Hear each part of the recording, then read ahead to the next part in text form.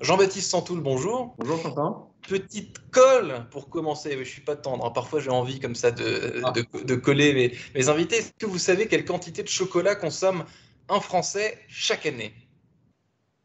ah oui, ça oui, on commence en force là. Alors, j'ai pas le chiffre exact, mais je sais que c'est au moins 5 kilos, mais beaucoup moins que nos voisins allemands ou belges qui, eux, consomment plus de 10 kilos parce qu'ils en consomment toute l'année et nous, c'est très saisonnier. Disons que le Français, quand il s'y met, il en consomme beaucoup, mais pendant le reste de l'année, il en consomme pas beaucoup. Voilà, donc j'ai pas le chiffre exact, non. Eh bien, le chiffre exact, c'est 7,3 kilos, ce qui est effectivement moins que que nos voisins suisses ou belges. 7,3 kilos, c'est Voilà. précis en plus. Bon, ben merci en tout cas, j'ai appris un truc que j'avais un peu oublié.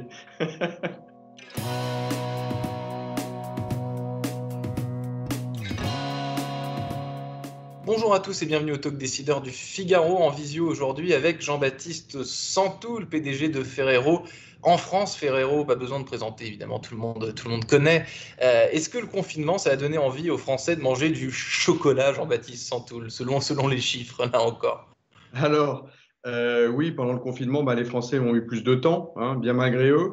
On a eu plus de temps pour le petit déjeuner, plus de temps pour le goûter, plus de temps pour passer des bons moments avec sa famille proche, hein, le cocon familial.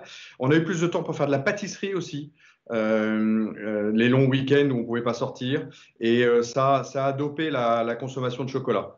Et vous l'avez peut-être entendu sur certains médias, pendant le premier confinement, Nutella a gagné 1 200 000 foyers. Parce que il y a plein de gens qui se sont dit et pourquoi pas moi, hein, Hmm. voilà.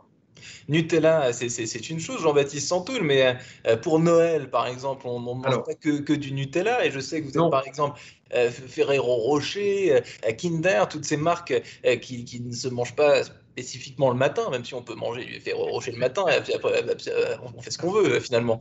Qu'est-ce que là, en cette période de Noël, avec cette crise sanitaire, la réouverture, la fermeture des ouais. magasins, toute cette précaution sanitaire, qu'est-ce que ça engendre sur votre marché? Est-ce que vous craignez de ne pas avoir la même saison que d'habitude sur vos ventes qui représentent, je crois, à Noël entre 20 et 25% de votre chiffre d'affaires annuel, ce qui est absolument énorme? Comment est-ce que vous gérez cette période?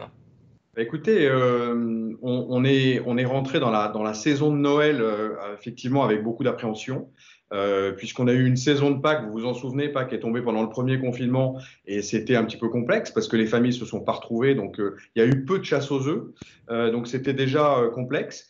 Et puis, Noël a démarré très très bien. La saison a démarré un peu plus tôt que d'habitude. On a été aussi aidé par nos clients qui ont mis les produits en magasin plus tôt, aussi peut-être pour réconforter les consommateurs. Alors, vous savez qu'il y avait aussi des produits qui étaient plus en vente dans les magasins, dits non essentiels. Je suis content, le chocolat est resté un produit Le essentiel. chocolat est un produit essentiel. Voilà. Et donc la saison a bien démarré et on sent que il y a une très très forte envie des Français de faire plaisir à leurs enfants. Donc tout ce qui est calendrier de l'Avent, là c'est maintenant derrière nous puisque on est ça y est en décembre. Ça a été une très très bonne saison. On n'a pas encore tous les chiffres, mais c'est une saison qui a eu une belle croissance double digit. Par rapport à l'an dernier, donc c'est plutôt un bon démarrage. Alors les calendriers d'avant, c'est tout petit, hein, sur l'ensemble d'une saison. C'est 10-15% de la saison, mais c'est déjà un bon point. Et puis, on voit aussi toutes les pralines adultes. Donc, effectivement, Ferrero Rocher, Mon Chéri, Raffaello, et puis tous les assortiments qui marchent plutôt pas mal. Mais peut-être avec un petit peu de retard par rapport à l'an dernier, un petit retard à l'allumage. Et je pense que les Français attendent aussi de voir à quelle sauce on va être mangé pour les fêtes, entre guillemets, euh, Avant d'acheter leur pour, chocolat. euh, pour acheter pour la tante, la grand-mère, les copains, etc. Jean-Baptiste Santou, vous avez évoqué vos clients, donc la grande distribution, évidemment, ça fait partie de vos Oui, oui. principaux clients. C'est vrai qu'il y a un sentiment, c'est un lieu commun, mais ce sentiment que Noël arrive très tôt dans les magasins chaque année, que ce soit les décorations, que ce soit dans la rue, les illuminations, etc. Cette année, c'était encore plus tôt. C'est ce que vous avez dit. Vos conversations, les coulisses de ces discussions avec vos clients, ça se passe comment pour vous aider finalement, pour que tout le monde puisse vendre ses chocolats pour la saison? Noël, pour nos clients, c'est comme pour nous, c'est un grand moment, grand moment pour l'année. Enfin, nous, vous l'avez dit, hein, c'est près d'un quart du chiffre d'affaires de l'année, donc on ne peut pas se rater. Et nos clients, c'est pareil. Et puis, ils savent que les chocolats, c'est ce qui met tout le monde dans l'ambiance de Noël. Et une fois que vous avez les chocolats dans les magasins, vous allez commencer à acheter aussi du champagne, du foie gras, des jouets, des produits d'art de la table, enfin tout ce qui fait la magie de Noël et la consommation qui va autour. Donc, on a vachement travaillé avec eux tout de suite. On a un peu parlé d'union sacrée aussi pendant le premier confinement. Ouais. Et là, je dois dire que c'est vrai qu'il y a des rapports qui sont très proches pour arriver ensemble à faire le mieux qu'on peut pour que nos consommateurs se sentent bien dans les magasins, malgré les conditions sanitaires difficiles.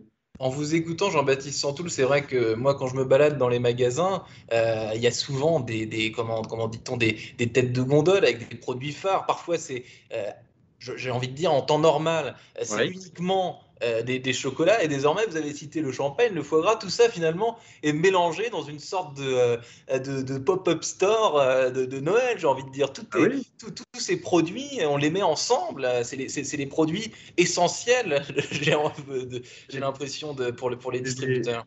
C'est les produits essentiels de Noël et vous l'avez très justement capturé dans ce que je viens de dire. Effectivement, le consommateur a besoin de se sentir dans une ambiance festive. Il a envie, hein, parce que je crois que Noël, c'est en plus une période très très importante pour chacun d'entre nous. Ça fait bien longtemps que c'est pas une question de religion ou pas, c'est vraiment une question d'habitude, de consommation, de se retrouver en famille.